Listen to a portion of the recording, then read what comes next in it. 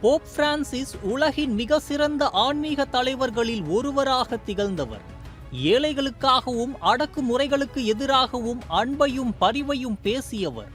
ஆனால் அவருடைய வாழ்க்கையின் முடிவில் ஒரு செய்தி அனைவரையும் அதிர்ச்சியில் ஆழ்த்தியது. அவருடைய சொத்து மதிப்பு வெறும் $100 மட்டுமா? ஆமாம், போப் பிரான்சிஸ் தனது வாழ்க்கையின் முழுக்கவும் எளிமையான வாழ்க்கையவே தேர்ந்தெடுத்தார். அவருக்கு கிடைக்கும் மாத சம்பளமான $32,000 கூட அவர் எடுத்துக்கொள்ளவில்லை.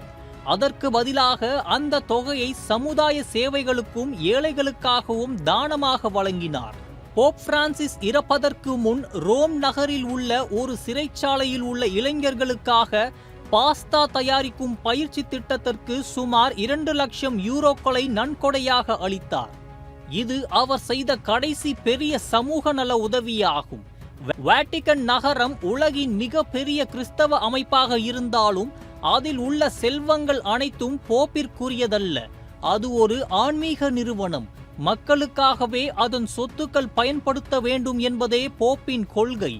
இறந்த பின் வாட்டிகனின் அதிகாரப்பூர்வ தரவுகளின்படி போப் பிரான்சிஸ் அவருடைய சொத்து மதிப்பு வெறும் $100 மட்டுமே இருந்ததாகவும் அவர் இறந்தபோது தனிப்பட்ட சொத்துக்கள் எதுவும் இல்லாத நிலையில் இருந்ததாகவும் தெரிவிக்கப்படுகிறது.